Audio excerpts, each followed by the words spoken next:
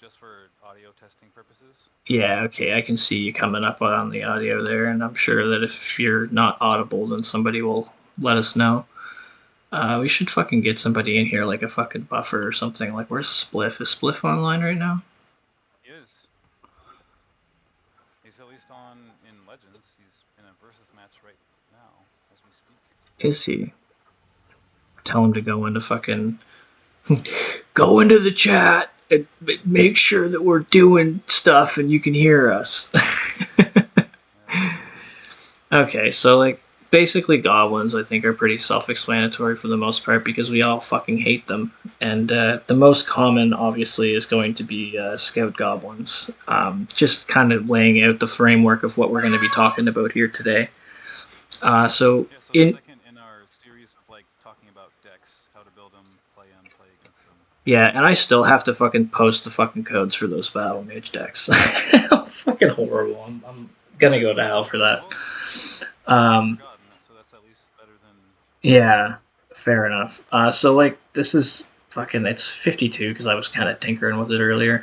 This is something that I would be running in terms of goblins. horrible It's stuff. definitely not a fucking. It's definitely not a fucking standard goblin deck by any means, and it's actually like I don't know.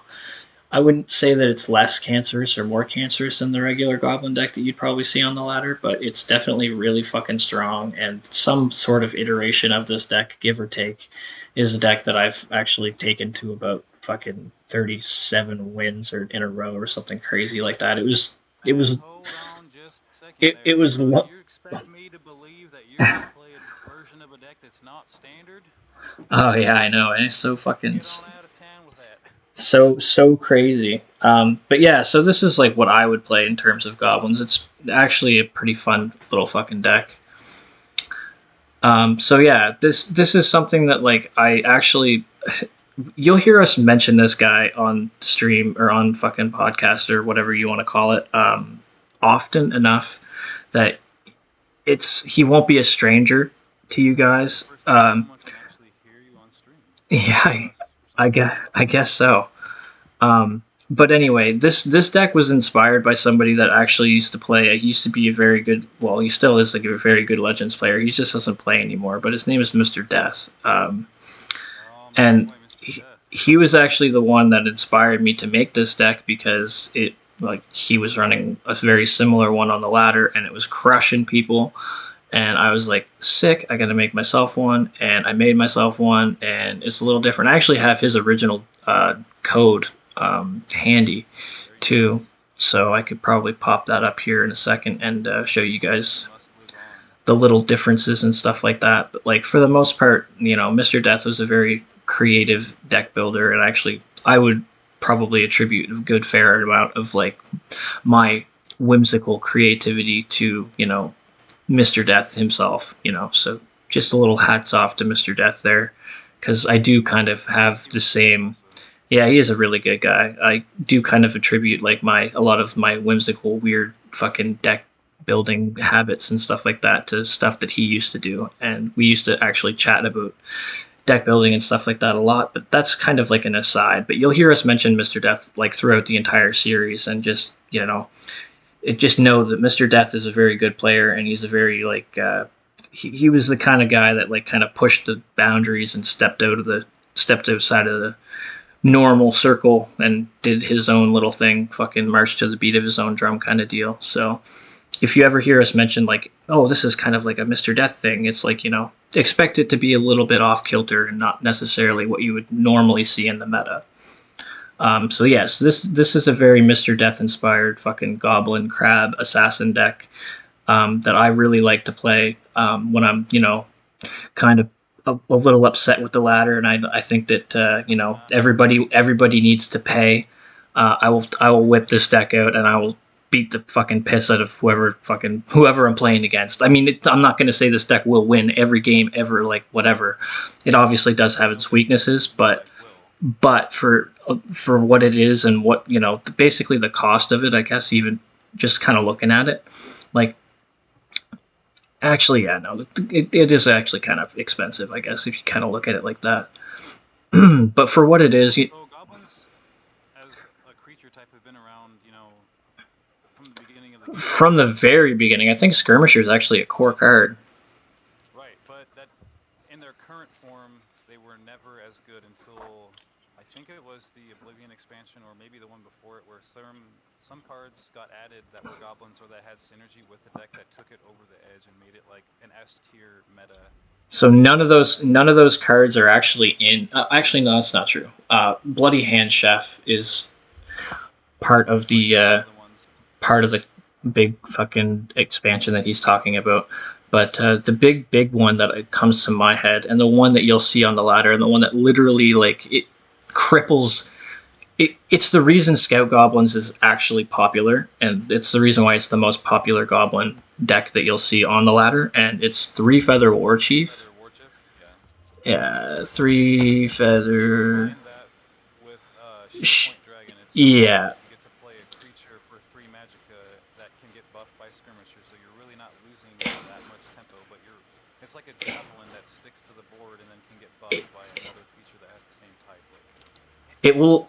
Oh, I'm about 3 times louder than you. Okay, let's turn me down a little bit then. Am I? Oh shit. Oh, here, actually, that's fucking. Maybe if I turn you up like this. turn it up. Okay, there we go.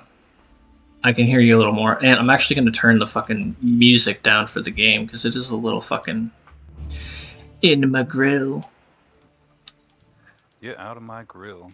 Okay, there we go. Now I can hear you a lot more. Also, it's worth pointing out that another card that wasn't from that expansion, but that was a monthly reward at some point was Murkwater Scourge, which is a great card, even not in Goblin decks, but just a fantastic card that gets taken to the next level when it's with other goblins too. To be fair, I was gonna say I fucking run this card in like my move decks and shit. Like this card is fucking awesome. Like, Has and a I place in almost every green deck. Like you could it make the doesn't argument. it doesn't see that. I don't feel like a lot of other people give it the kind of love that I give this card, but like this card is just you think of a curse, and a curse isn't really all that big of a deal up until when it's not a big deal until it is, and it really doesn't take a whole Right. lot for you to exploit the simple difference of -1 -1. And if I can just point out one thing, I guess that would really kind of, for me anyways, at least it's been the bane of my existence at least once or twice.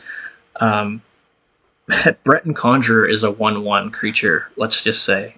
So if somebody doesn't have an immediate activator in their hand and they're playing like mid battle mage or something, and they throw down a Breton Conjurer and they're just hoping that it sticks for the next turn so that they can swing it into something, and then you play fucking Murkwater Scourge and you kill the Breton Conjurer, that's like literally they may as well just pack up and like fucking concede Yeah, the because you game. just spent 0 mana to remove 4 of their mana. Like you have Yeah, the and potential to turn that 4 mana into a lot of craziness you if just got you rid of a lot of use. you got rid of a lot of value, and you got rid of a lot of like potentially generated value with a fucking curse.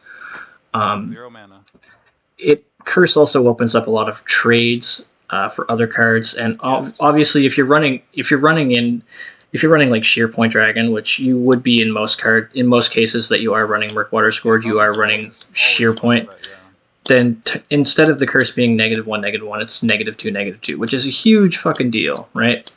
So Yep. anyway, kind of getting off, not really off topic, but like those are kind of kind of just trying to lay the background for why goblins are fucking annoying, because And strong. they fucking are, and the entire deck of a whole fucking how it keeps on saying that you're quiet. I mean, I could try shouting if that helps. No, they should be able to hear you now. Is Can you it hear me now? is it better now, guys? Like, does he fucking say something? Something. Yeah, cool. I don't know why I'm considered to be so loud. That's kind of what I'm wondering. Must be a Canadian thing, eh? Okay, they're saying Yeah, that Scully says they can hear me better. Not yet, says Unbind, though. Can't hear compared. you, he's quiet, says Fly. Hmm. It's interesting that different people are hearing different things. Another card that wasn't part of the original Goblin deck that fits very well, that was added, you know, more recently with the Alliance War expansion with Sai Sahan, who has the same effect to the whole board, and in conjunction with a Sheer Point Dragon that's -2/2 to everything, and he can't even be damaged by any of those now wounded creatures. Insane card. So what I would just like to kind of like to point out in general is that also like the whole wound synergy in general with goblins. So you hear you see Leaf Lurker fuck around a lot with goblins, obviously. Always, at least 2 copies, always. But a big thing also with goblins is that they're not actually considered. It's not considered regular damage. So another way that you can actually kind of get around this whole curse shenanigans shit. So say if you're like playing an aggro deck. One second. Who is your boy? It is me, Shadow AZZ. And you could definitely say I'm from Ladder. That would not be an untrue statement. Yeah, that's a pretty fair thing to say. So in general, I would say the whole... where was I going with this? The whole curse thing. Yes, so if you're playing like an aggro deck, right? And you're playing against goblins, like one of the things that goblins can do really well is they can mitigate your damage and they can control you, essentially. They can play like an aggro type deck, but they can also be a very because they're still developing their board while they're, instead of just playing spells and not developing their board. Yeah, like everything they're doing, like they're playing creatures. Like creatures come down with a curse effect. They're coming down with -1, -1, or whatever. They're all gaining synergies with the Sheer Point Dragon. But the biggest thing is that they're building a board and they're also fucking stopping you from having a decent creature on the board. But what you can do is one at all. Like what I'm trying to say is that goblins, when they damage you, when they do curse damage to you, it's not the same thing as them actually damaging you. It's not the same thing as if 2 creatures were to actually fight. It does count as a creature being wounded, but if the creatures were to actually fight, then the damage can't be silenced. But you can actually silence cursed creature and bring it back up to its original. Yeah, bring it back up to its original stats and like actually get your full damage out of it. So like, something to keep in mind. And another reason why like silence in general is a very good thing to have is that fucking silence will actually, like, you can silence the curse effect away from your creature and actually bring it back to its original attack. Somebody also just mentioned in the chat there, curse doesn't break ward, so like you can also kind of fuck around with things like Breton Conjurer, Shornhelm Champion, Daggerfall Mage, like all those cards that need to have their wards broken in order for them to gain their like effect, which basically Bretons in general. Those cards all get fucking super. Those cards are all basically goblin fodder. It is a good way to put it. Because normally you have to break the ward before you can damage that creature, but the curse package just ignores it. And like with Ward Crafter and like you already mentioned Breton Conjurer, it just outright kills them, like without their ward doing anything. Like versus any other deck, like a Ward Crafter on turn 2 is actually a pretty strong play. The best freaking play, yeah. It's like a pretty strong play, right? Like the only thing that I would say that's better than Ward Crafter is if you're playing in like Sorcerer or something and you have Windkeep Spellsword, which is the exact same thing. It just has 1 more HP, right? But if you're playing like your Ward Crafters basically become a liability if you're playing against goblins because the ward doesn't do anything for you. Like anything that they're hitting you for. Water Witch is gonna come down next turn and just erase it. Yeah, anyway. That's goblins hit past wards essentially, so their mid battle mage is nightmare. They don't in general, like any deck that relies heavily on wards. So sorcerers don't really like fighting against goblins a whole lot, even though they pack a bunch of silence.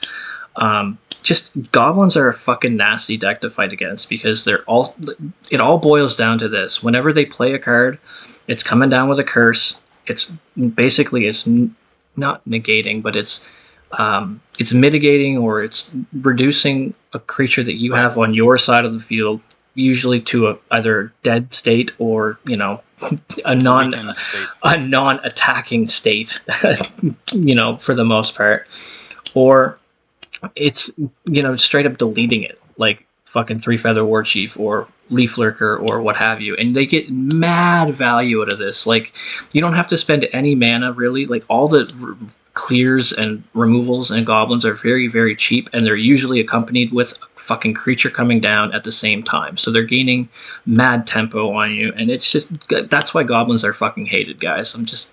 That's literally it in a nutshell. They're too much value. Everything that they're playing is a creature, and it's also doing damage or some other thing to you, and it fucking hurts. Someone just asked if it's harder to play against goblins or orcs, and I would say 100% of the time goblins are a lot harder to play against than orcs. Yes, definitely. Just in And my opinion. goblins can beat more decks than orcs too, if you're looking at it like a Yes. like a matchup kind of way. It also It's not to say depends. that orcs aren't strong, but Orcs are strong. Orcs are very strong, but they're only strong. they're not like busted though. They're like a high rolly kind of strong. Like, I feel like if orcs don't have like a very specific starting hand, then they're not very good. But like for goblins, I feel like it's very hard for goblins to have a bad start. Yeah, because any of the the one weakness kind of is like the goblins' like stats aren't always great, but they have Murkwater Skirmisher, which is such an insanely strong card. A 4/4 body for 4 mana that gives all other goblins +2/+2. This is the reason. It's not like you're not sacrificing anything to include any of the goblins anyways, because they all do things that are synergistic for what the deck is trying to do. Anyway, all do goblin shit. Exactly. But yeah, this card here, like, if we're talking like, just, you'll hear us probably mention cards that we were like, okay, that's on my list. That's on my top 10 list of cards that we need to fucking change. Like, if we ever had development in this game ever again, Murkwater Skirmisher is a card that I'm pretty sure everybody would agree with needs to get a fucking nerf. This card is ridiculously strong. And it wasn't as strong before, though, before they added some of the, like, goblin cards, since the beginning of the game that really took the deck over the edge of, like, power level and power creep. Something to kind of actually keep in mind here, like, how when we talk about like the creature pool, or like, a pool of whatever, like, that a card in particular can select from. So like a good example of this would be Merrick. As the game gets more expansions, or as the game got more expansions, Merrick became a weaker card because it was no longer able to just pull from like the select fucking items that we had, like, armaments and heirloom greatsword and dawnbreaker, and like, we had some really good items in the beginning, right? So Merrick became a progressively weaker card as we introduced more weak items. Skirmisher became better. Same with Necromancer. Necromancer became a better card because there was more cards that are underneath the fucking 3 attack power or whatever that he can revive, right? So Necromancer is just going to get infinitely better as the expansions keep rolling out, and same idea with Skirmisher. Skirmisher is always going to get better. As long as they keep adding goblins to the game, Skirmisher is just going to be a better card, right? But for 4 fucking mana, coming down and giving everything 2/2 is absolutely insane. Bonkers. And like, sometimes if you're really unlucky, they'll have 2 of them in their first like fucking couple cards. Like, you'll play one and then right after the other, and it's like you just have to concede. So a lot of games versus goblins, if they get the really good hand, it's literally just a write-off. So there's nothing you can really fucking do about it, and it's so frustrating.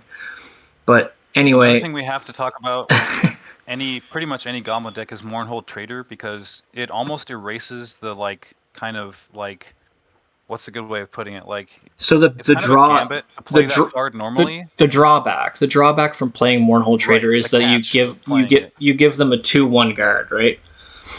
So you give them a 2/1 guard, and it's not really a big deal because goblins in general, like, that's why if you ever see me run Mournhold Trader, I usually try to run it with a Murkwater Scourge, because the curse will just erase that fucking 2/1 guard from the board. And it's like, I don't even have to worry about it being a thing, right? For 0 mana. So it's literally like you don't even have a drawback from it. So yeah. Yep, so that card, Mournhold Trader, is already good enough even without that synergy to like be in any green aggro or mid-grow like deck.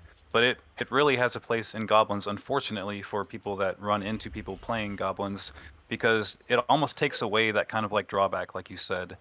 Another staple that's not actually a goblin creature is Cliff Racer, just because the goblins don't normally have charge, and again, it's just a good card on its own in any green, aggro, mid-grow kind of deck. But it provides like that extra kind of like from hand burst of damage that goblins normally have to be on board first before they can do damage and It's it's such. it's goblins.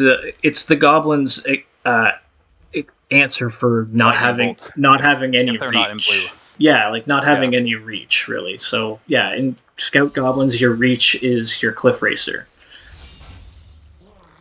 Or if you're running like Razumdar or, Tazcad.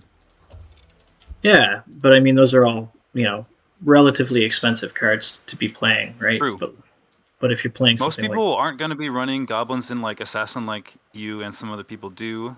But that obviously then you have like lightning bolt and or, items if you're running them, and such. yeah, and like I mean it's funny because like we will definitely talk about like goblins being really strong in Scout because that's just like the Three Feather War Chief synergy with Shearpoint Dragon is just undeniably the strongest synergy that there is as far as goblins are concerned. However, in Assassin, I like them with this little crab little mix here that I have going on because I like Alfiq, and Alfiq comes. You know how we were abusing um, reflective automaton in the battle mage with like orcs and stuff like that. So like reflective automaton, basically, it's a slut. You can use it in any deck. You can use it in any deck, and it becomes a lot of different things in a lot of different Got to the crab scenarios. and a goblin So in this deck. yeah, so it'll catch the buff from Murkwater Scourge, or from Murkwater Skirmisher. Skirmisher. But it'll also, when it hits the grave, then you can consume it with your Alfiq, and it becomes, an Atronach in the grave. So, little things like that Dang. to gain lots of value, and just kind of make make shit really difficult for your opponent. And yeah, but I I think saw someone in the chat ask what happens if you're playing against control when you're on goblins and you don't draw a skirmisher. I don't know if we want to talk about that, but I didn't want to let that question go by and not be acknowledged or whatever. okay, Um, my thought would be like you can build the deck, lots of different ways, but when I was running Scout back in the day, I liked including Galen the Shelterer Galen is a and card one of that should be in probably just about every purple deck there is, really. Like without with very few exceptions. But what you choose to target with him is going to change based on what your opponent's playing, right? Like if they're on like a super aggro deck, you're going to want to target like the Prophecy, goblin that does a 1/1 and you get to play it for free. That way there's more of those in your deck or something like that. Yeah, for Like a sure. guard, like the 2-cost one. But if you're against control, you can either choose to target like skirmishers, so you have even more of them with bigger stats that will survive ice storms better and stuff like that. Or one thing I used to like to do against like control would be I'm going to use Galen to target Cliff Racer or like Razumdar and then get a bunch more of those that have charge with even more stats in my deck. Like drawing a 7/7 Cliff Racer for 5 is the craziest thing, like especially against Telvanni or Tribunal or stuff like that. Yeah. Um, and in a Yeah. 50 card deck, there's a higher chance of getting that sooner than later, especially the way that like Golem and Galen seem to kind of always work out where like at least when I'm playing against someone they play it, they always draw it like right away, it seems like. Could be Yeah. confirmation bias, There's but there's definitely there's definitely cards that are there's definitely times where I find that it's like you'll find the Galleon or Galen card right away, and then there are games where you're just like, where the fuck is it? Like I literally could have used it like 100 very times over true. right now. Like you know what I mean? It all just depends. But Very true. sometimes you find them all right away, and it's just like this is absolutely fucking busted. And my So your opponent Essen actually does have some good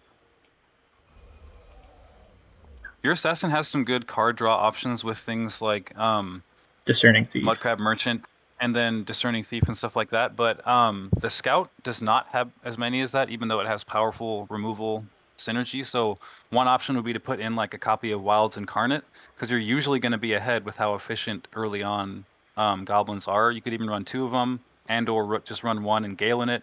If you're against control, that's always an option. Sometimes goblins run Shadow Shift, sometimes they don't. That's a good little like, not only switch from one lane to get away from a guard or whatever, or to get to a drain creature, but it also does replace itself with a card in your hand. Something that's worth mentioning is that goblins are essentially like the goblin core is usually going to be pretty much the same, and what determines whether or not Yes. you are what determines whether or not you're control or like you're leaning more toward control or more toward like aggro is the Aggro, right. is the actions that you have, the actions that you add into your deck. So for instance, if you're running like a more control mid-rangey type goblin deck, occasionally you'll see people tech in stuff like finish off, right? That's not a card that you'll see Sure. people put in aggro at all.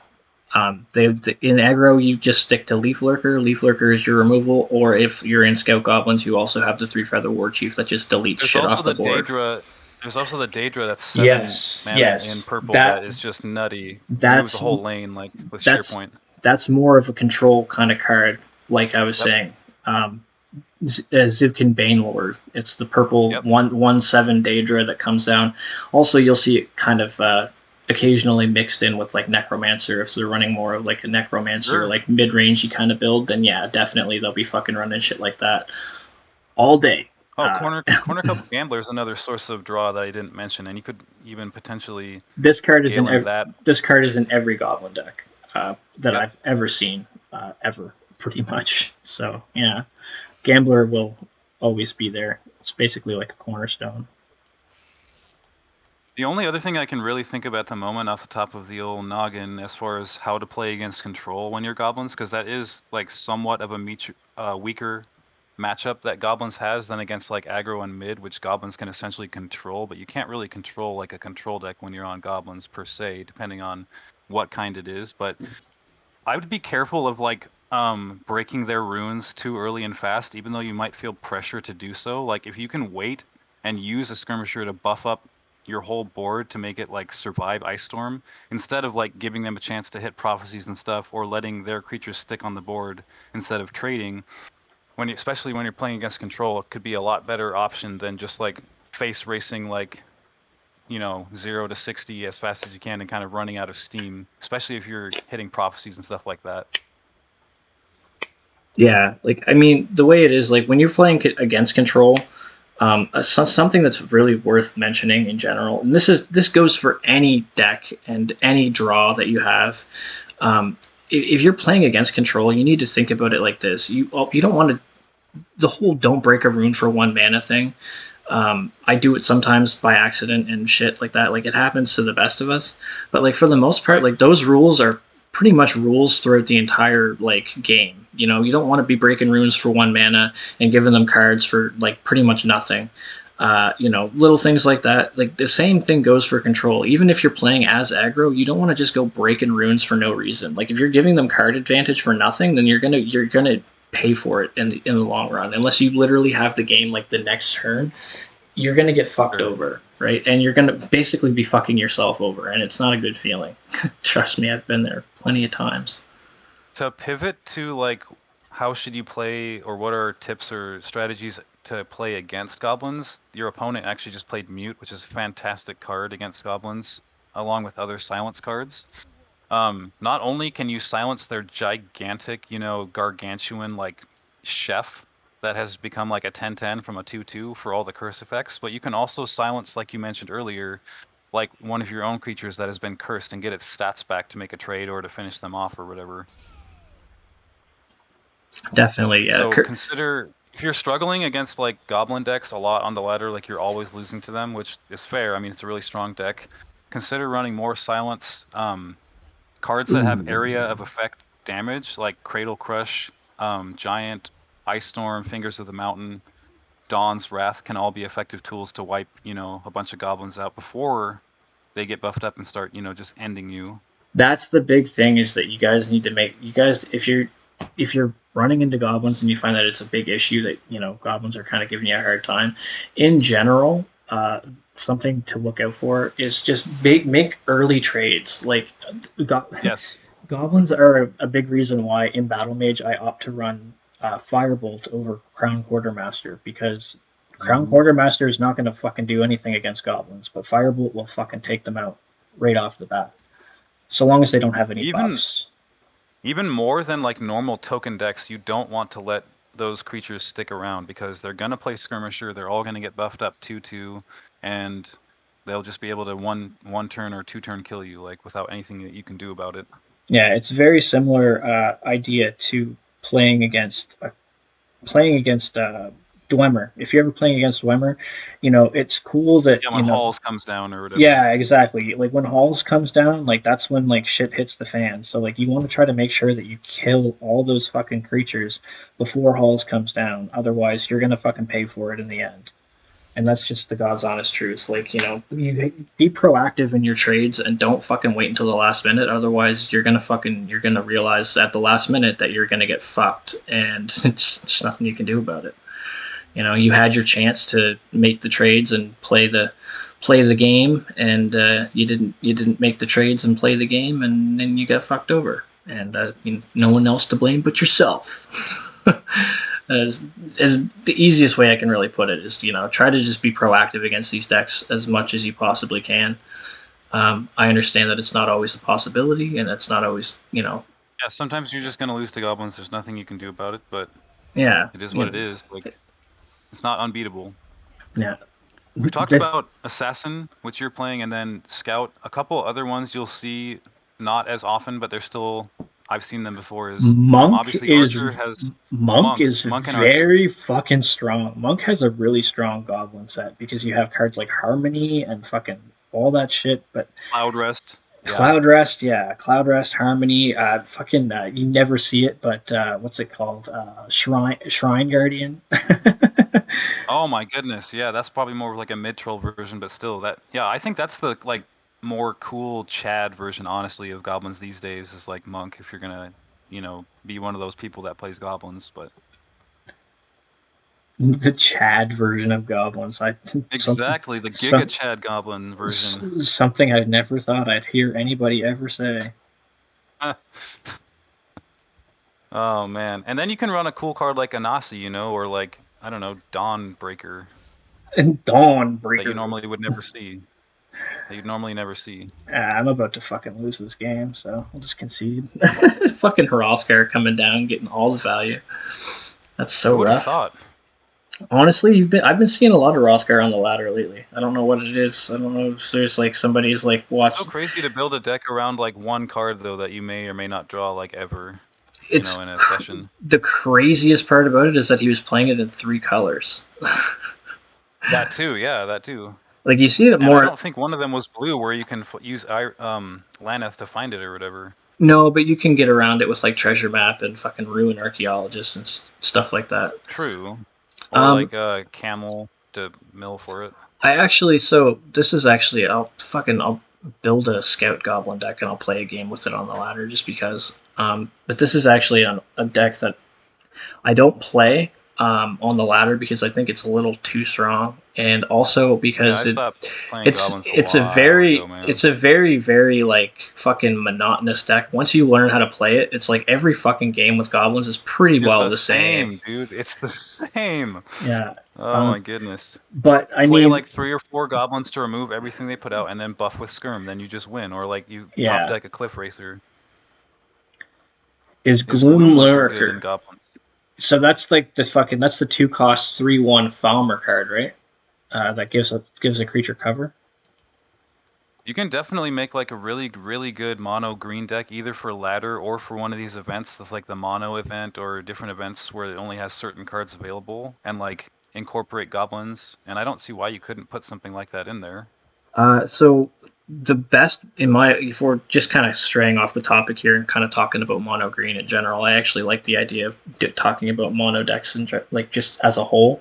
But in my experience, the most effective mono green deck is basically it's like an animal synergy mixture with move. So it's got like a bit of move, and then it has some curse tech. And by some curse tech, I mean like you're running like Scourge and like maybe Witch. And that's pretty much it. Like you'll have Sheer Point maybe in there, but for the most part, maybe like 1 or 2 Leaf Lurkers. Yeah, but like Leaf Lurker in general is a very good card, and you want to run it in just about any green deck that you're running. Like Javelin with a body. Yeah, exactly. That's exactly what it is. It's a 5-cost Javelin that's 4/3, really, at the end of the day.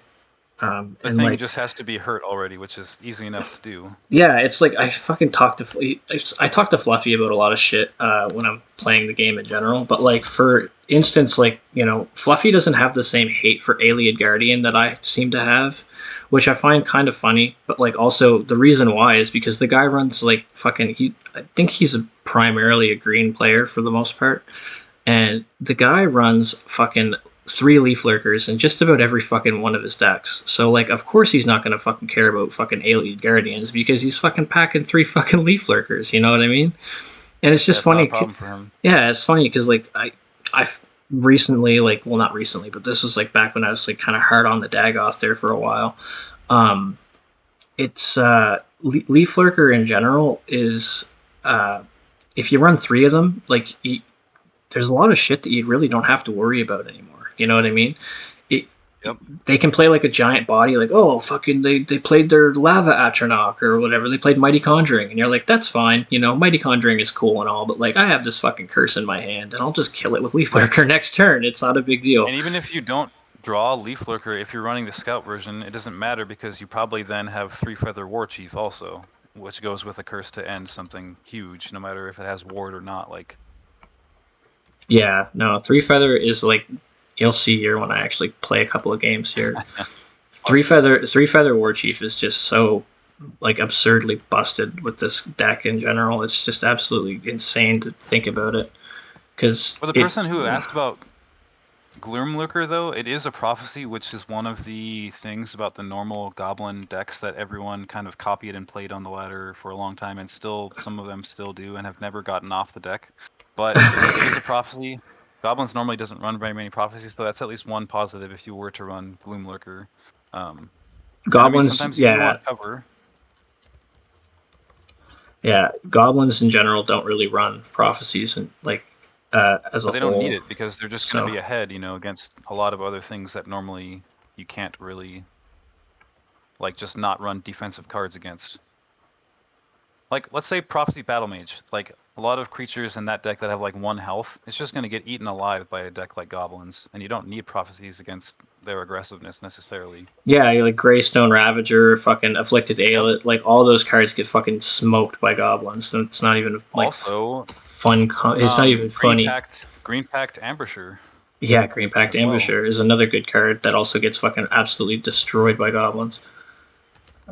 Like, half the deck, if you draw it, is going to be able to remove that, no problem. So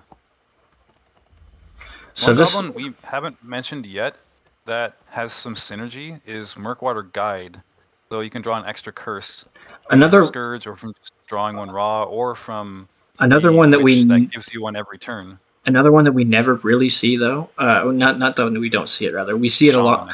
I see it a lot more now than I did when the Goblin deck was first like popular. And the fucking card, Savage, Murkwater Savage, the one that gains 1/1 for every green card played. Like that card is actually really popular now, but it never was when the deck first came out. Right.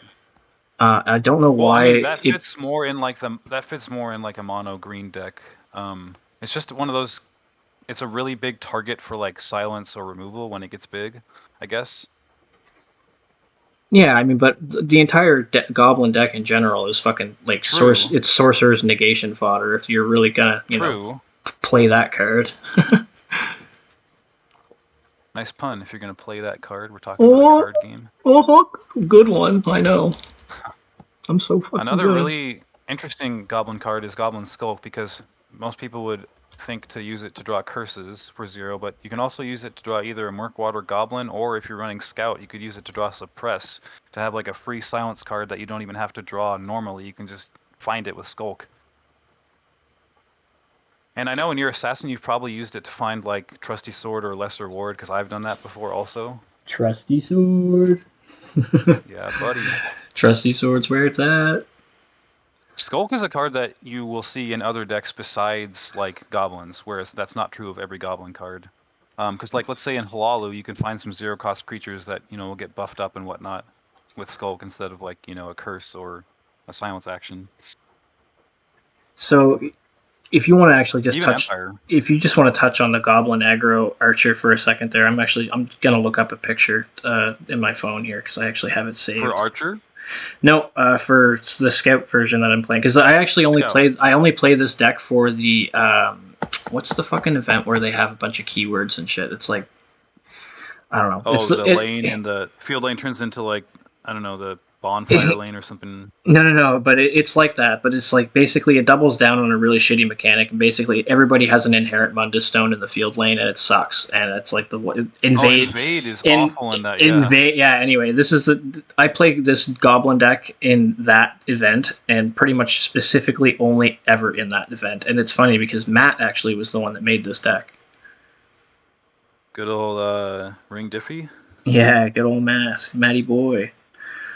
But yeah, no. Yeah, so, I mean, like you said, there's going to be a core of cards that are just auto-includes in this deck. The ones that aren't necessarily auto-includes are going to be like Galen, Gatekeeper, what else? Like, Wilds isn't always in there, but outside of that, everything else is pretty much just like a staple.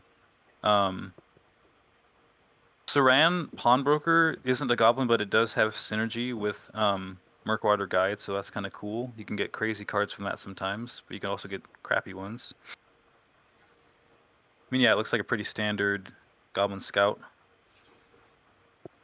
It is, for the most part. It's just I never really fucking play Goblin Scout, so like I always have to check. I did quite a bit back in the day, like especially before people realized how good it was and how to kind of incorporate you know, some of the newer Goblin cards into like a Goblin only, you know, Scout deck. And I remember I was kind of working with Ross Pierre Dole on like, you know, sending versions back and forth and kind of like trying to optimize it before everyone else did and before the word kind of got out, and used it to great effect. The one time I won the Grand Melee, like took first place at 27-4, I was on like a Goblin Scout, I'm pretty sure. But it was before like, you know, everyone had been playing the same Goblin Scout for like years and years, and everyone's just kind of tired of losing to it. But Wow. think. That's the thing about Legends is like, you know, when somebody's playing a deck, and if the deck does really, really well, it's not gonna get copied. It's not a secret for long. I think you probably would want to run 3 Bitterfish Witches just because it's like the only prof.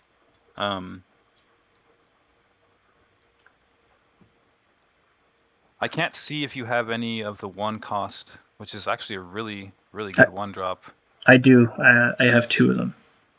Okay, because you'd probably have to like scroll up for me to see the top or whatever, But in general, that is yeah, like you were saying, it's a very strong 1-drop. Just in general, it's a good card.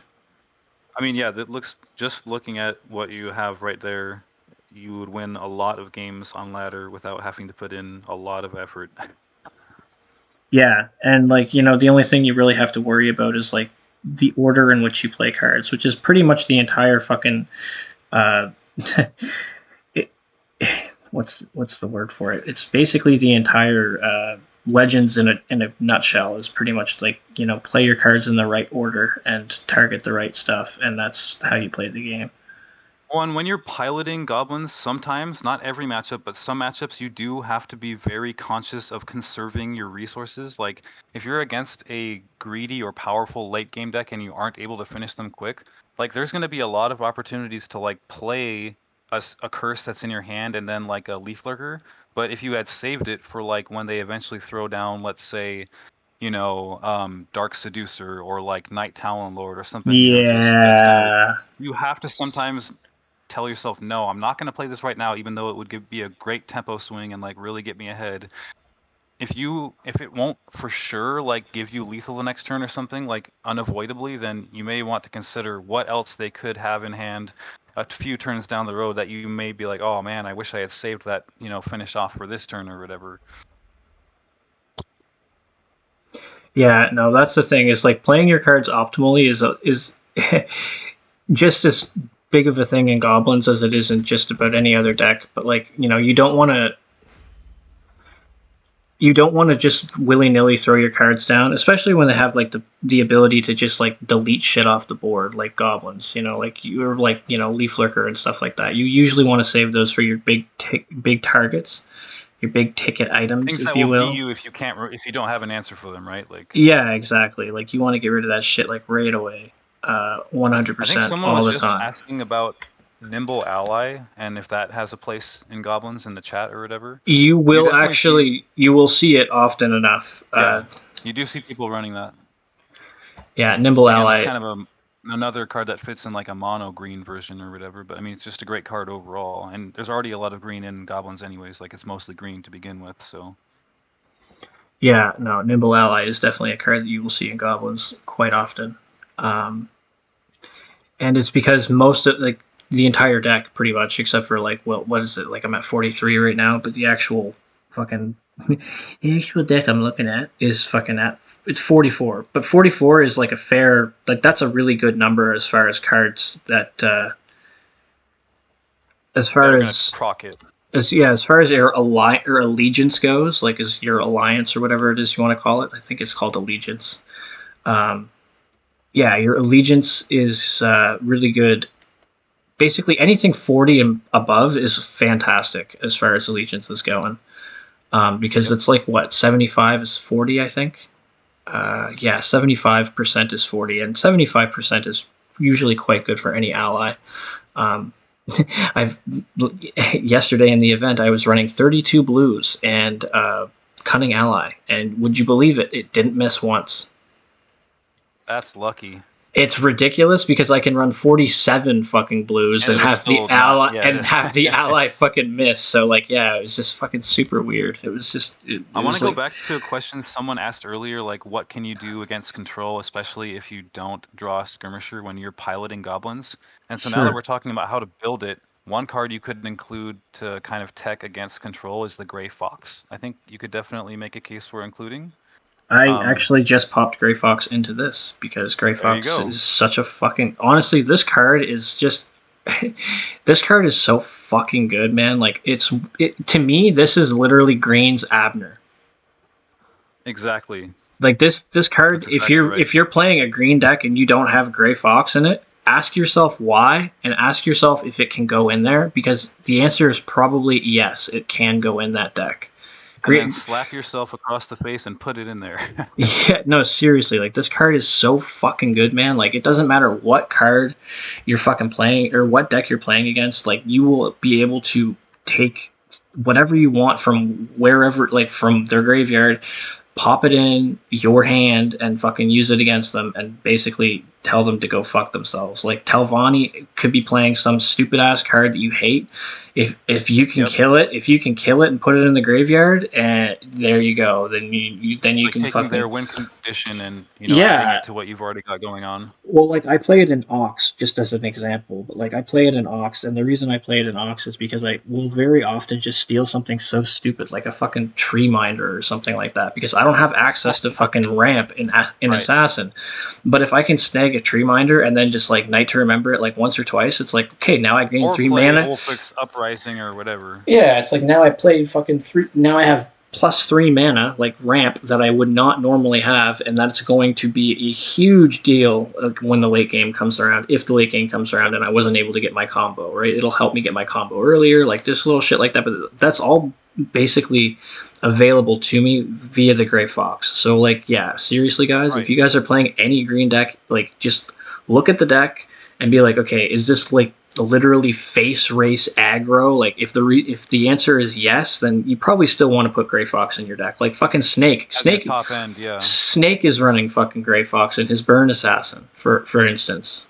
Like I'm not even like no word of a lie. And Snake is probably like, if I was going to say there's a face for Burn Assassin in this game, it's probably Snake. You know, the guy fucking doesn't play any other fucking deck in the entire game. Like, he literally only plays Burn Assassin. Little snaky bastard. It's a good name. I mean, he's kind of snaky. Slithers around the ladder like a snake. The snaky bastard, fucking playing his stupid little Burn Assassin shit. Is that a pun off of sneaky? Maybe. because golf clap if so, but We'll I'll go point with. out with the gray fox, like if you're teching the deck for matchups against control, like let's say you're playing goblins on the ladder and you're running into a lot of control and losing half the time to it, and you're already running like Galen, then you can, if you draw them, you could use Galen to create 3 more copies of the gray fox, and then you're just gonna have a ton of ways to deal with anything that a control deck is like doing, because you can just steal it from their discard pile and then use it yourself, like.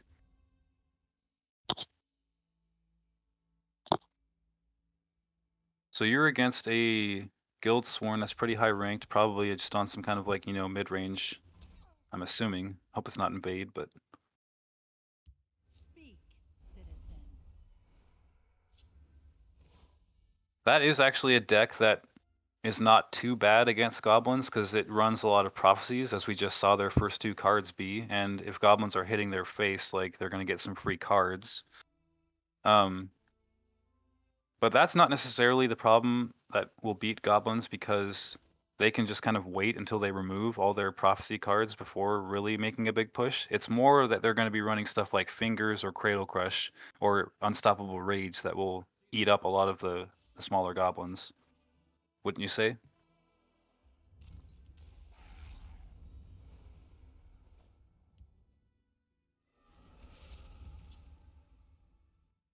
Or am I distracting you while you're trying to think of your move here?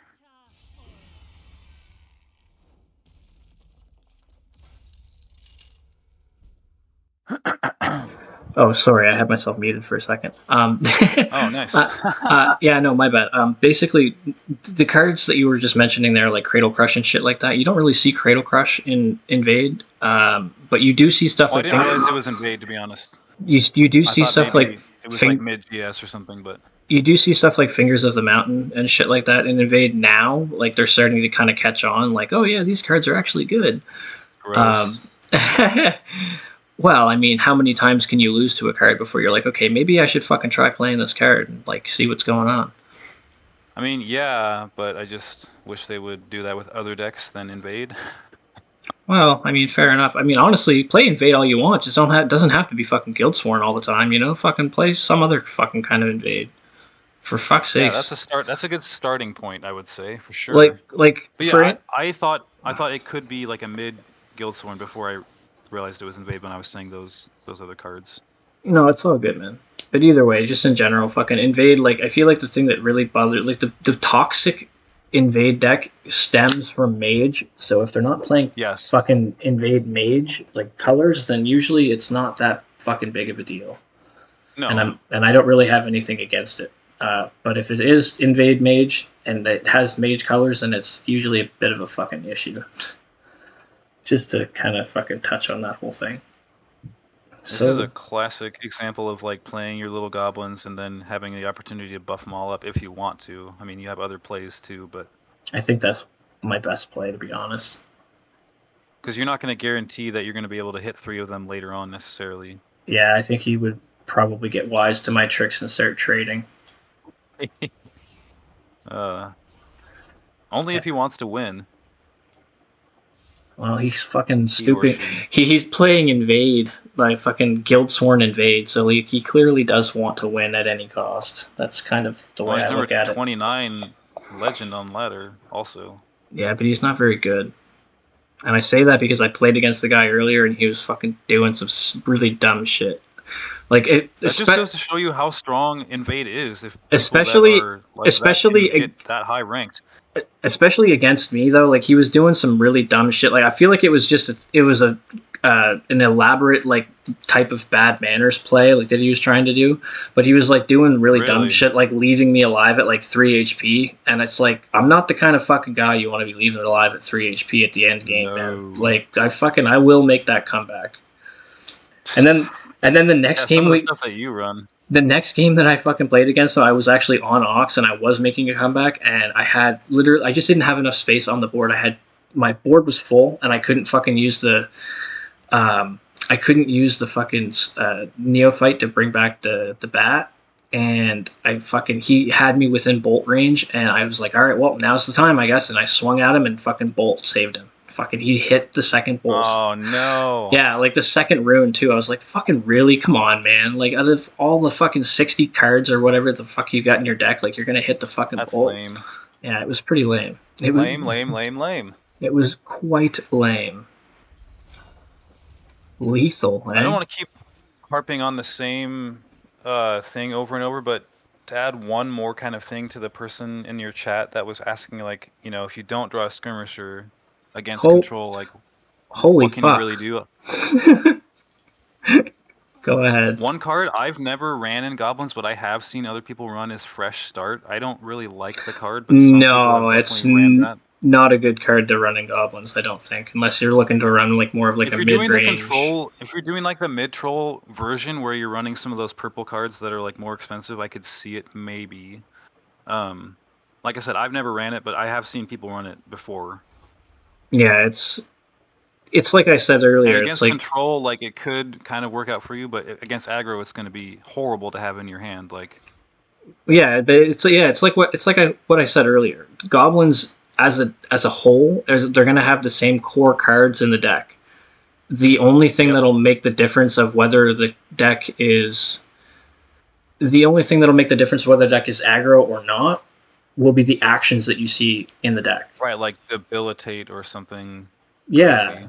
yeah, like fucking debilitate. You don't see debilitate in goblins just in general because it it's a good There are card. some cards that like have synergy to some extent, but they're kind of expensive and like not as good, like Like Charis Reaper or like Empire Dread Mage and stuff. lay down arms. Yeah, there's just so many of the cards that technically do have some level of synergy that you can't include them all, so you need to like pick the better ones, not like the worst ones. That's what it boils down to. Even like Whispering Claw Strike, there's so many cards like that. Like, what's another one that has Betray in green?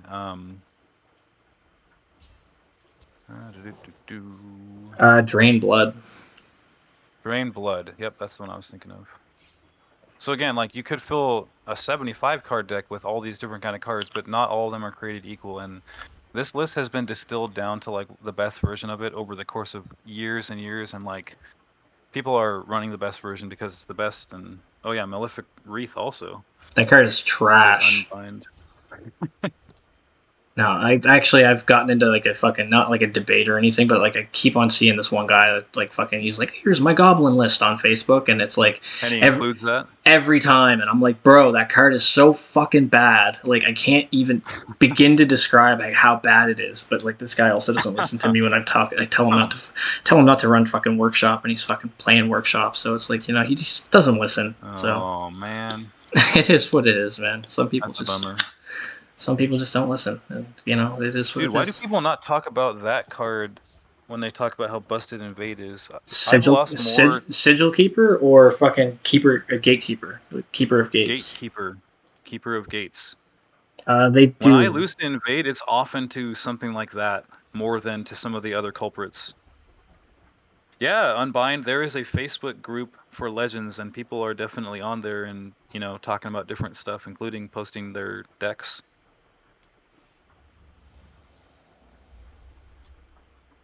You should go check it out and join the Facebook group. Yes, do that. But then don't, like, start drama like our dear friend.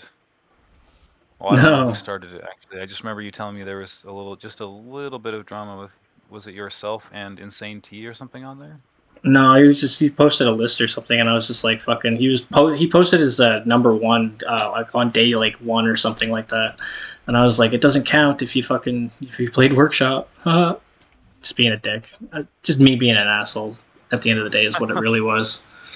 I think that same post, Broda, or as he's known on Facebook, Tyler, Tyler. commented something about like that won't last or something, and I was like Yeah, about to say something like that myself until I saw his, and I just liked his comment or whatever. Like, you're like oh you man, beat me to it.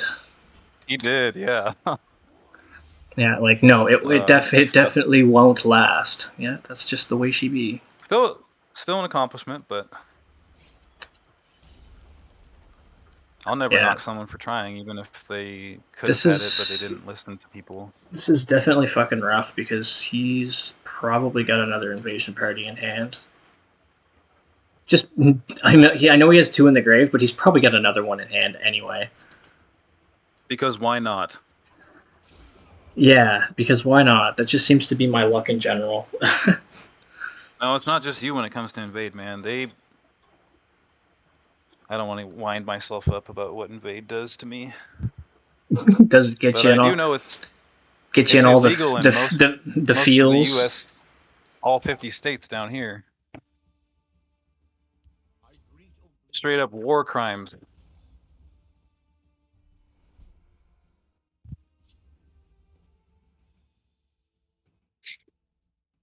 There it is. Another keeper of the gates. I'm trying to figure out what that came from. What?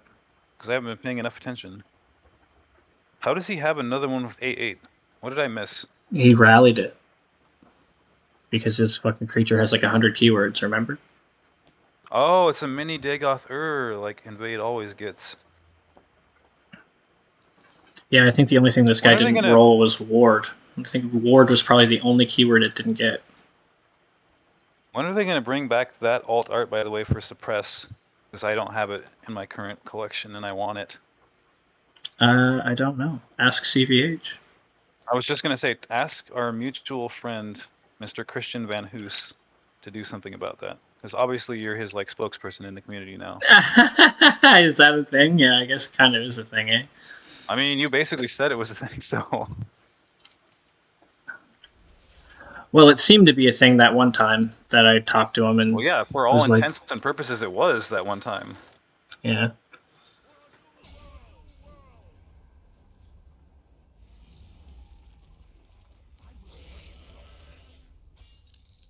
What else can we say about goblins? I mean, we've talked about kind of like how to build different ones. I mean, the archer one is kind of cool because there's lots of like wound cards in archer, and the like monthly reward archer card, that 8 cost mana. Well, in Archer, you run Cauterize. Reaver. You run Cauterize. Yeah, and I mean, obviously there's like rapid shot. You know, there is foul and SD Reaver. All sorts of cool stuff you could use. Yeah, Archer Goblins is a lot of fun, and you can also, if you're keen, Never see it though. if you're keen, you kind of mix them a little bit with orcs as well, and yeah, fucking. And then you name the deck like Sauron's, Horde or something. Well, I was Orcs just and goblins. I was just gonna say you run like orcs, and basically what orcs are good for is you run cards like fucking what's it called? Marauder Chieftain is really good because of all huge because of the buffs with all the other.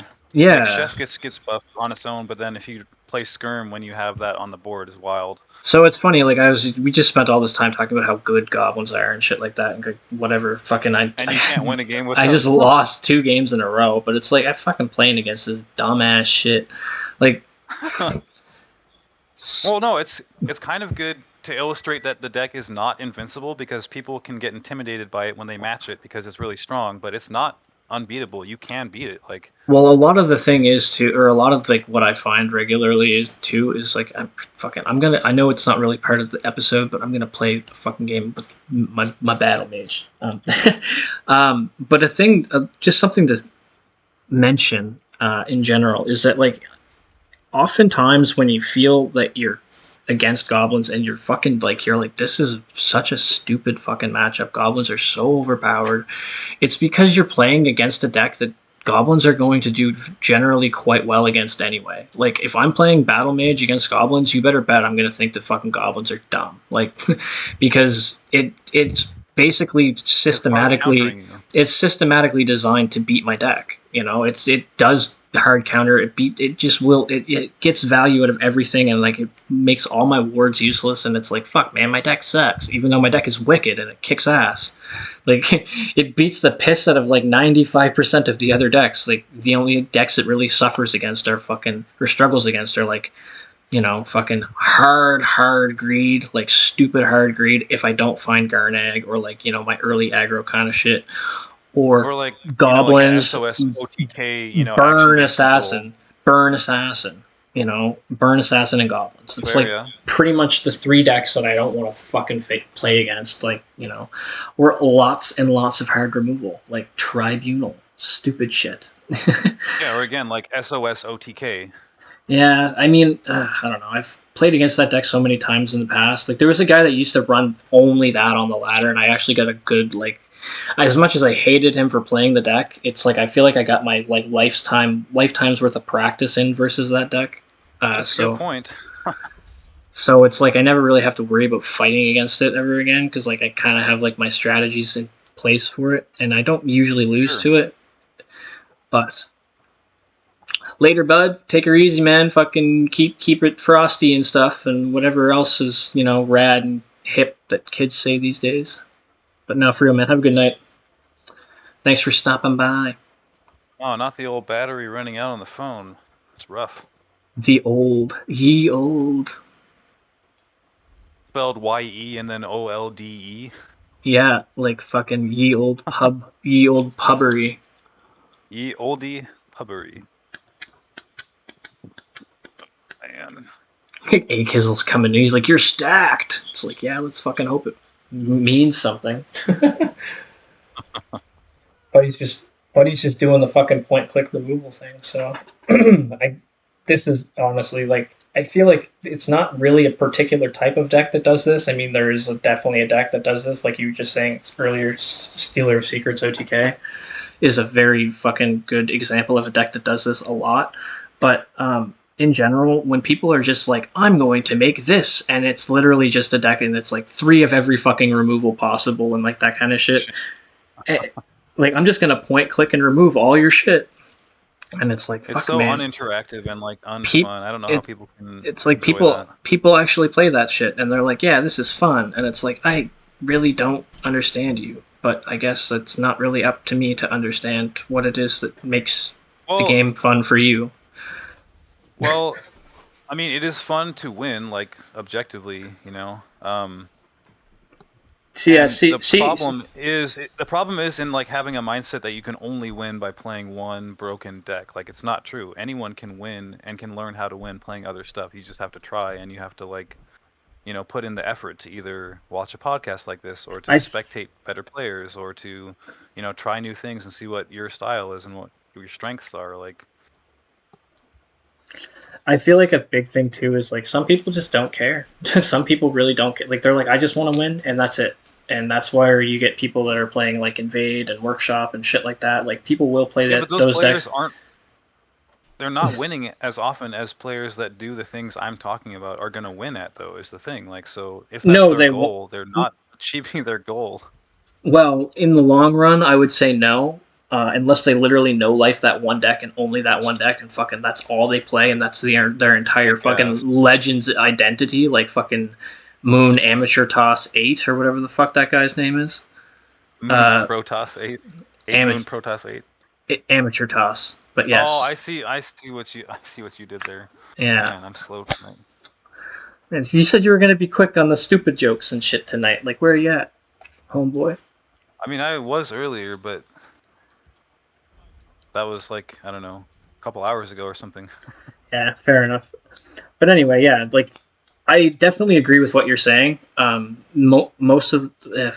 the most part, the people that are trying to be better and get better at the game will actually get better, and they'll hit a higher peak than the people that are just using broken cards and relying on busted mechanics and shit like that to win. And that is God's honest truth. If you actually are playing the game to win and you want to learn how to win and play the game as a whole and learn different mechanics and shit like that and learn why things are good, then you'll win more games as a whole in general. You can replicate it then. You can replicate whatever that X factor is that makes something good in a different type of deck or in a different archetype.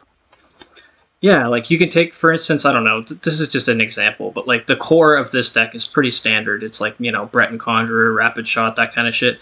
But you can take that, it won't have rapid shots, but you can fucking put that in Sorcerer, and you can make a successful Sorcerer with the same kind of idea.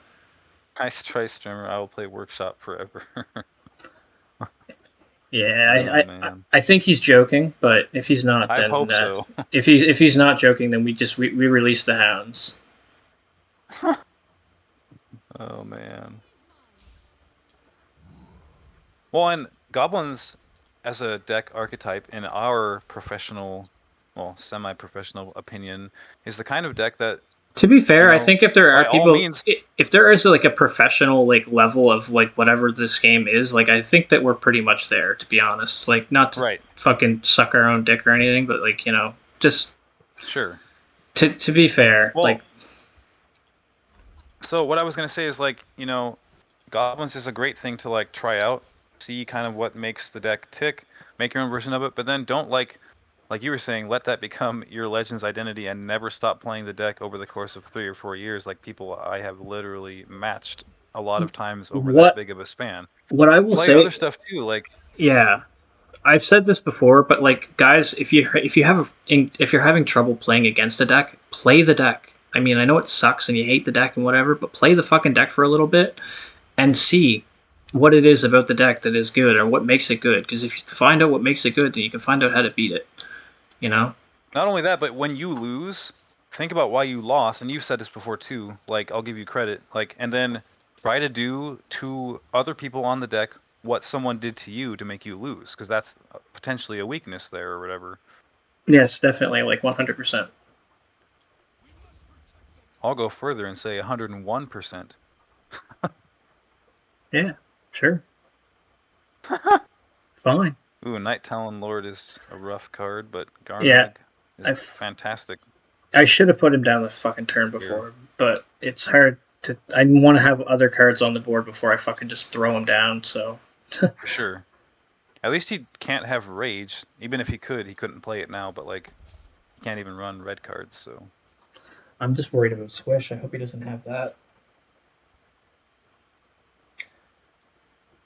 Squish, Yeah, or because like then he could double drain. a way to get rid of my ward would also kind of suck. I don't know. He's probably got all of the things that we're like, oh, it's good that he doesn't have this. Like This whole hand, yeah. I feel like it's coming. Yeah, why else would he play it? I mean, other than hoping that he'll be able to drain one time, I guess, with it. I think he just wants to steal the Alfiq, or at least that's what he was looking at anyway. But I could be wrong. Well, Maybe yeah, then now. he gets 8, life, and then also a guard and another creature or whatever. So now he's going to get 9 from that, and he's going to gain another 6 from that, which is fine. Because this card will die at the end of the turn unless he has a lesser ward in hand. Right. Not a big deal. Vivek.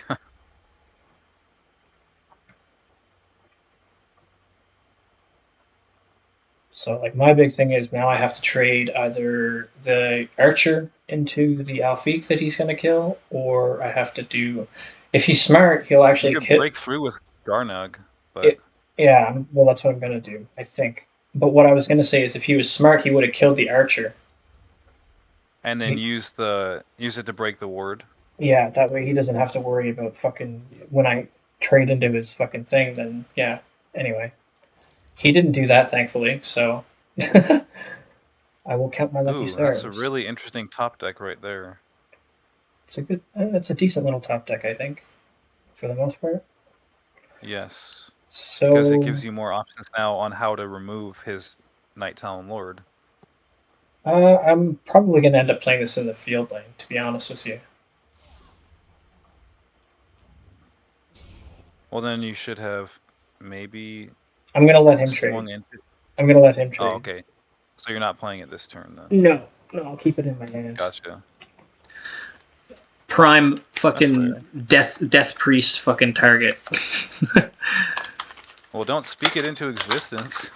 It's gonna happen. No. Anything we want to tidily wrap up and put a bow on as far as building or piloting or facing? So I think what I should probably do is just put like the mono green, like what would you call it? Like the mono green core, I guess, for goblins essentially as a fucking deck. What you'll see usually. Yeah, because then Well, I'll just put You it at could the add other like stuff to it. around the end of the video. Like I'll fucking actually bring it up Sure. on the screen and people can see it and be like, "Oh, this is the deck, and this is what the Yeah, thing is." this is going to be like Stuff. in every goblin deck, and then what the other 10 or 15 at most cards that you add on top of those will be like what's up to your choice and preference and stuff. If you Well, want it to be a good goblin deck, anyways. it'll probably more so depend on what colors you're running. Right. I guess it's hard to not Think of scout goblins have it immediately. factored. Right. Well, just because everyone, when they're trying to win, they're playing that version usually. Yeah, no, you're not wrong. You are not wrong. I wish I was wrong about that. Honestly, I'm tired of matching it. Really am. Especially as someone that plays a lot of like aggro decks, like it's a rough matchup. It sure is. Not necessarily for the burn, but like your traditional standard like warrior or sorcerer or whatever is not gonna always do so hot against Just goblins. in general, like any aggro that wants to build a board, like any decent kind of board, is going to Right. It struggle makes it so hard against. to do that. It's going to Yep. struggle against your goblins in general. That's their number one skill, is not letting you build up your board. Yeah, that's why they're strong. Honestly, like, people will be like, "Well, fucking goblins and shit." Like, goblins are strong, or why are goblins so strong, or blah blah blah. And it's like, this is why goblins are strong, and this is why goblins suck to fucking play against, and all this other shit. The one and only thing I'll say in defense of the deck is that it is more interactive than like a lot of decks that are super uninteractive, and that's why people like hate them or whatever. Because you still are playing creatures and trading and swinging face instead of like only playing actions or just stalling until you find the workshop combo titan or like reanimate Alduin or some of the other really stuff I don't like. But there's not much else you can really say to defend goblins at this point, because like we get it, like it's strong, it's been strong, everyone has the same list, like there's no reason to be like living on that deck, and then the people that do don't even finish in the top 25 or whatever, so it's like, Yeah, why? yeah. There's But like one guy. There's like one guy maybe that'll fucking play the deck, and he actually has like a decent amount of success with it.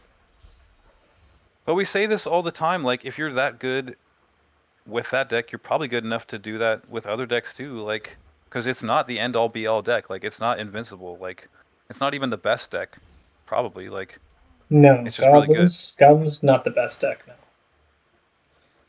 To be It is fair, very good. I don't I don't really think there is a best deck. I think there is a Right. best archetype. Well, if you had to choose what you think is the best deck, it's probably not going to be goblins if you're like a really, really good player of the game. No, it's definitely not goblins. But goblins, as far as like tribal decks and like synergy goes, like it's a pretty brain dead, like no brainer. Throw your fucking goblins in a pile and away you go. Yeah. It has built-in strength that you don't have to like, yeah, Just, like you said, just, like think about, just, like. just like orcs. Just like orcs. Orcs Right, are very except it's much a little better. orcs are very much the same way though. It's like very easy to build. You know what I mean? Like very synergistic right off Yep. the hop. You don't have to think too hard about fucking throwing the deck together. And I'm And about to fucking lose and another game. sometimes, well, and sometimes you want to be able to To a just relax and 100 not have to card like. fucking what 100 card what the fuck is this pile really at the end of the day, like seriously. But One he's thing we playing. should say is that like there comes a time for all of us where we want to be able to turn off our brain and not have to like sweaty try hard mode. So like those kind of decks like orcs and goblins, sometimes you're in the mood to not have to like think and try and still have a decent chance of winning, and that's fine. But like that's different again than like playing it every day of every week of every month of every year for like 5 years, like the same exact goblin scout deck.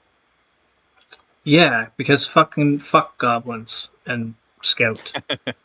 No, scout in general is a very strong class. I actually really like scout. It's got a lot of options that you don't see a lot of people use. Like there are a lot of cool decks you can build in scout that you just never see. Like I'll put it this way, when I'm playing ladder and I see green and purple, I'm never like happy about it, right? Like because it's fucking strong, man. it's either going to be control with like Parthenax and shenanigans, or it's going to be like Goblin Scout. Um, Or it could even be animals, I guess, and that's a decently strong deck too, like, or self-silence, I don't know, like, To be it's just fair, never fun, like, to fight against. animals in general, I think the best way I can describe animals is like, sure, I'll play a game against you, bud. The best way I can describe animals is it's like goblins with a lot more utility, but it doesn't like hit its fucking holy shit point until turn 7. Whereas goblins Right. hits its holy shit point on turn 4. Yep. And yeah, I mean, but the argument I guess can also be made that animals are like, kind of in the same category as goblins ish.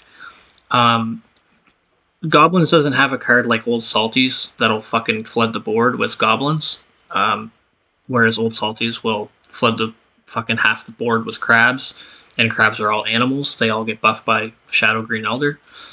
Um, True.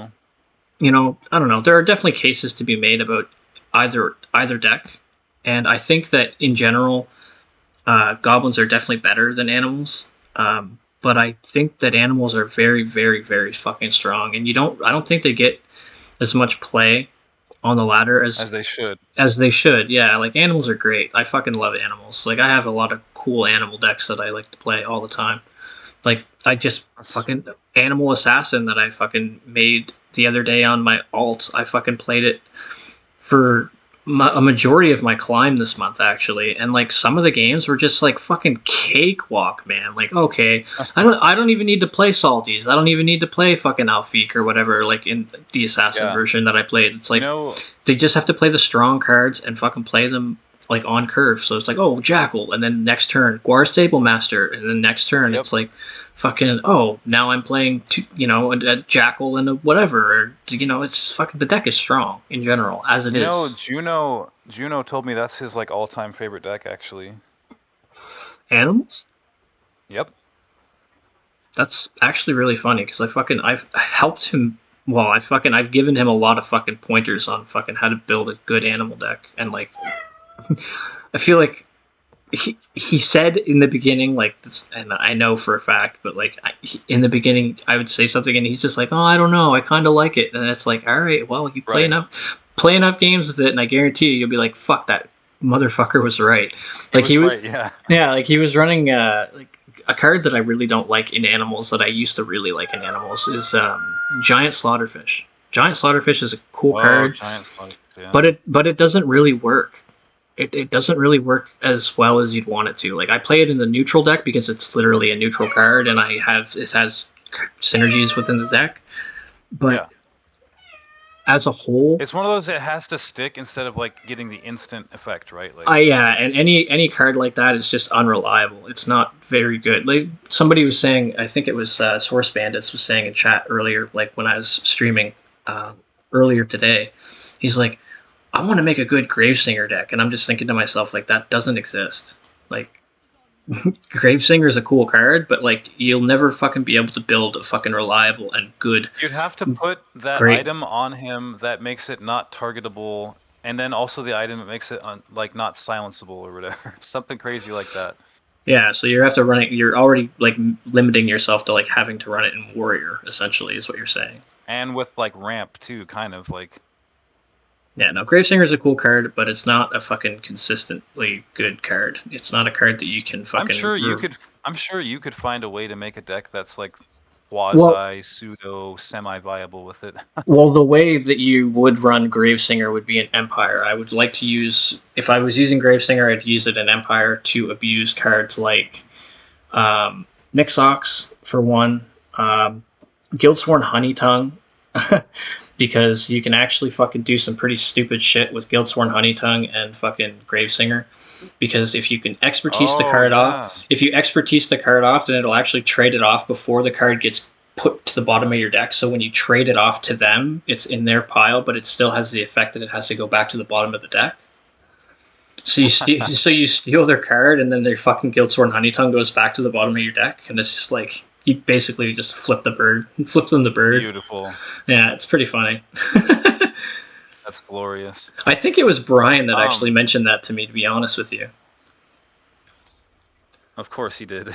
Yeah, because I was like, oh man, I was like, this actually Shout out works. Bacon Shabby / Shake It Baby. Yeah, it's fucking. I was like, this actually works with. It was with Mechanar's Will that I was initially the card with, right? Because they fucking used the honey tongue. They gave me the honey tongue, and then they stole it with Mechanar's Will back, and then they fucking used it at the end of the turn. They used its effect to steal a card from me, and then they stole the card back with Mechanar. Yeah, fucking. I was like, dude, that's a fucking wild combo. Awesome. Yeah, somebody used it against me, and I was just like, fuck, that's wild. And I told him about it, and he was like, oh yeah, fucking same thing happens with Gravesinger. I'm like, what? Like, of all fucking of all cards that you never fucking hear of, like, being successful, Gravesinger is definitely one of them, and it's. One of those big cards that you're like, fuck, that's a wicked effect. You know what I mean? Like, I really wish I could fucking make a deck around that. But it's like like you said, it's one of those things that has to stick. And all those cards that normally have to stick for a turn, like Devaith Fear is a fucking wild card.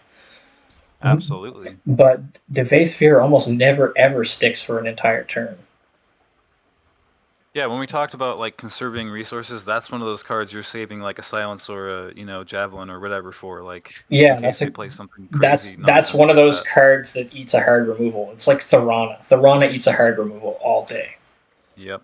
Like, Tharana's got a big booty, but she's got a big booty because she eats fucking javelins for days, bud. And by a big booty, I mean she's got 8 fucking health. Like, No, I knew what you meant.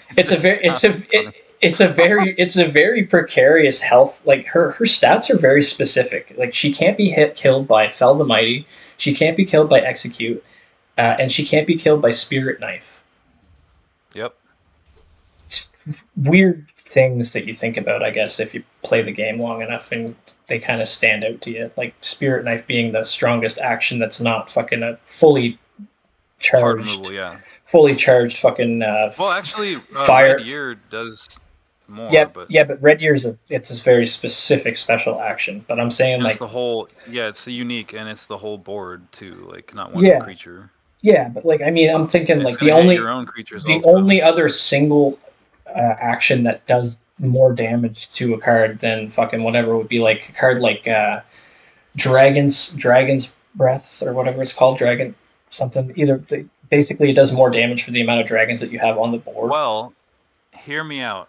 If you swing a bunch of times and also have Channeled Storm, that's where I'm going with that. Yeah, Channeled Storm. Hear me out. Let's say you've got like 2 or 3.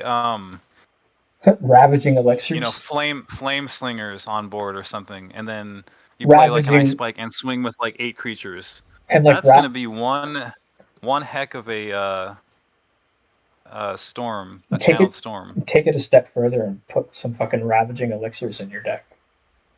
And then have Ancano already on board too. Yeah, that's a big thing why I actually really do like Channeled Storm, because it is flexible in that way where, like, there've been games where I found lethal because I could fucking use Channeled Storm. Do like an extra damage or 2, seriously though. Or like and think about if you're like using that to get rid of a guard and still do breakthrough damage that would have prevented another creature from swinging in that lane or whatever. Like, that's big brain, like, lethal right there. Well, the funniest lethals to me come from like Fingers of the Mountain with Ancano on board, because it's like you can maximum do 3 damage, I think it is, from fucking Fingers of the Mountain with Ancano on board, right? Like, that's the maximum damage you'll ever get out of a Fingers of the Mountain with Ancano on board. And like sometimes it's like that 3 damage is like you can hit that, and you hit that, and that wins you the game. And it's just like, you feel what if you happen to have a Renegade Magister on board though? With Ancano. So the way that works is does it not break through because it's not action? Then it's from him. Like, well, the breakthrough would only come from Renegade Magister if the card if Renegade Magister had breakthrough, then you would see the damage. Somehow give him that keyword, yeah. Yeah, so he would have to have breakthrough, and he would also have to you'd have to make sure that the splash damage that hit the card was also going to be such that it would actually be breakthrough. You know what I mean? So like, say I was hitting like Trader, right? If I was hitting a Mournhold Trader with Channeled Storm, right, and it was just a regular 3 damage Channeled Storm, then if the Renegade Magister had Breakthrough, then it would hit for 3 regular from the Storm, and then Magister would come in, hit it for 3, and then it would do the 2 Breakthrough. Anyway, right. Okay. So just a quick little fucking... Actually, I'd like you to kind of check this out too, because you probably know more than I do as far as this whole Goblin core is concerned. I could probably run onto fucking Warlock's channel and just grab the mono green Goblin deck, but that's no fun. So, just in general, these are the kind of cards that you'll fucking run into. If you're running into like an actual full-fledged like Goblin deck, these will be the kind of things you want to look out for, and what you'll probably see most likely anyway. People are running 3 of those nowadays. Probably I never ran 1 3 Dust Eaters. I usually ran like 2, but you can obviously run 3. Okay, we'll take it down to 2 then. Curse in general, they will run like regular natural curses in the deck. Especially if you're running Skulk. Actually, I'll just take the 3 feathers out because it's like... That's a color... Yeah, it's not green. It's a color-specific thing. Curse, so sometimes... I'd say 3 is kind of overkill, but some people do run 3 in their deck, and especially if you're running Skulk, a lot of people will run 3. But actually... I think 2 is a good number. Sometimes you see people running this as well. Murkwater Goblin. It's not as common because it kind of takes away the utility of Skulk to be able to kind of remove things, and I don't think that it's as strong to play this card.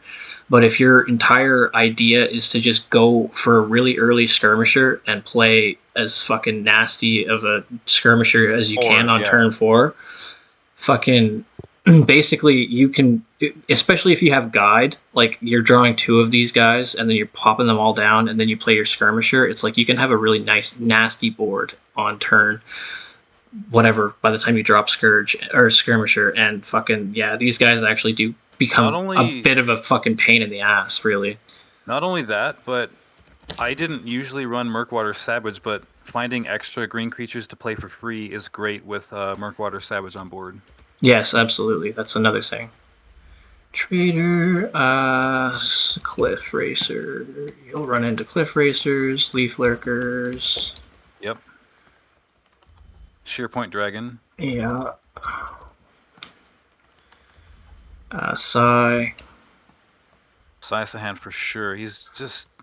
I cannot overstate the play of like on turn 6 or turn 5 with Ring playing a Shearpoint, and then especially if it's 6, but even if not, playing Saisahan the next turn is just nuts, dude. Something that you also never see, and you never ever see anybody do stuff like this, but like if you fucking have Saisahan in your deck and you have like Skinned Hound, if you fucking pop a guard on Saisahan, he can't be attacked by anything that's been damaged that's on the board. So like you could basically shut down an entire lane by doing something like that. Yeah. I love that. Like that's kind of like where my whole that's the Halalu Unite deck that I had with Underboss. Basically, you give Underboss guard, and if you play 3 cards, he's immune if you drain, right? If you play 3 cards that turn, then he becomes immune to damage. So if you give him guard, then he shuts down an entire lane. Like people have to either silence him or bounce him, or do some weird shenanigans. And a lot of the time, you can get like an extra like fucking like 5 turns out of somebody if they can't fucking deal with it. Like a lot of assassin decks have a big problem dealing with that card because they don't have silence. Yeah, they don't have silence, and not every assassin runs like Leaf Lurker and shit. So, like I remember I was playing against burn ones certainly never do. Like I was playing against a guy that was on Rufus's mono blue assassin list, and it's like he has no answer to that card. In his mono blue assassin because it's mono blue, right? So mono blue has no card to fucking deal with it, like unless you're running Tinker, which he wasn't. So yeah, it was just funny. I literally, that right there. I mean, give or take one or 2 cards here and there is going to be the core. This is a pretty standard fucking green goblin deck, and yeah, like it's not going to really shift a whole lot from this. Just maybe you're running like 1 shaman, or like. Yeah. not including Savage or whatever, depending on how you want the deck to go. Maybe running one Murkwater Guide, and just to make room for some of the purple cards or some of the other cards, basically. But Some people run Finish Off, some people run fucking Fresh Start because they're fucking crazy and whatever. not me, but yeah, some people. Yeah, some people run Fresh Start, and yeah, this is pretty much it. Like, and the thing is too, like, notice here, like, creatures in general, creatures 44, actions 3. And a nice curve also. A lot of decks in general don't have the luxury of being able to run only 3 actions, which this deck doesn't really get hurt as much from cards like Withered Hand Cultist and other shit that you will see on the ladder that kind of fucks around with like meta decks as much. I mean, it does block your curses, and you're creating some curses that you don't start with in your deck too, usually. But yes, but it's not as big of a factor as like right, I agree. If you were playing against something like Mid Battle Mage or something like that, you know what I mean? Or like, that tribunal that you just played against or whatever. Yeah, like if I played fucking Withered Hand Cultist against that guy, it would have been game over, dude. That would have been a GG right there. Yeah, it would have been game over, man, game over. Anyway, curtains. Yeah, curtains. You like that, eh? It's fucking funny. Anyway, I feel like it works because I could reference it right now and then also call curtains on this episode. Yeah, I was gonna say you're probably looking to fucking Tucci. What do you got planned for tonight? You playing like Destiny or something like that, bro, or fucking? I might play some Age of Empires 3 Definitive Edition with my brother. He called me. I've got to call him back now, but Age of Empires. Fuck me. It's been a while. Good game, man. Yeah, fucking nothing wrong with the game. The game is definitely sound. Little RTS, action. To be fair, I wish I was better and more like into like RTS, like back when like Warcraft was like big. Cause like, ooh yeah, fucking, oh man, they're so fucking good, and it's like to be good at the game, it's an actual accomplishment. You know what I mean? Like League of Legends and shit like League of Legends and shit like that is kind of cool. Like League of Legends is like wicked and whatever, but like at the end of the day, League of Legends is like scratching the surface of like what it takes to be good at a game like Warcraft. Like at the end of the day, like you are the army. You are controlling everything in the army. You're not just like, oh yeah, this is my hero, and I can fucking blame my team for when everything shit hits the fan and we get fucked. It's like, no, you can't blame anybody but your fucking self when you get fucking ganked and invaded and fucking destroyed in fucking Warcraft. Like yep. Warcraft is the fucking game, man. Anyway, enough nerding out about that shit, and you want to go and play Age of Empires. So like, go do your thing, man. It was nice having you. It was nice. Yeah, good stuff. Yeah, it was nice talking about the deck that we don't like people. It's not that we don't like people playing goblins and shit. It's just they're very, like I said, they can be very difficult to play against. And everyone plays the exact same Goblin Scout and like never stops. They're definitely a strong meta pick if you're looking for like strong meta decks to play. Then Goblins are definitely up there, and they'll always be up there just due to the nature of the game. I would say I'll sign off with and leave you all with this: like, put it in your toolbox, but like you want to have a lot of other tools in there too for like whatever the meta currently is. Not just, you never want to have only one tool in your toolbox. So put it in there with the rest, but like have a bunch of other ones too, right? Like unless your tool is Shadow, then you're good to go. What is that supposed to mean? It's supposed to mean you're a giant tool. Oh, well, that's fair. I mean, I'll accept that. Anyway, it was nice having you, buddy. We'll talk more about the stuff next weekend. Sounds like a plan, man. I will catch you on the flip side. Yeah, man. Take her easy. Peace. You too.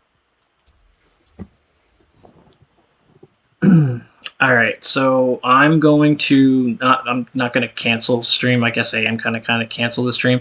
Just refresh the stream, guys, because I have to actually like stop this and whatever to save this VOD as its own specific special unit, and that way I can upload it to YouTube as a nice little singular package. But I'm not leaving by any means. I am going to be playing for the rest, probably for a couple hours to come. But yeah, so just refresh the page here in a second is all I'm saying.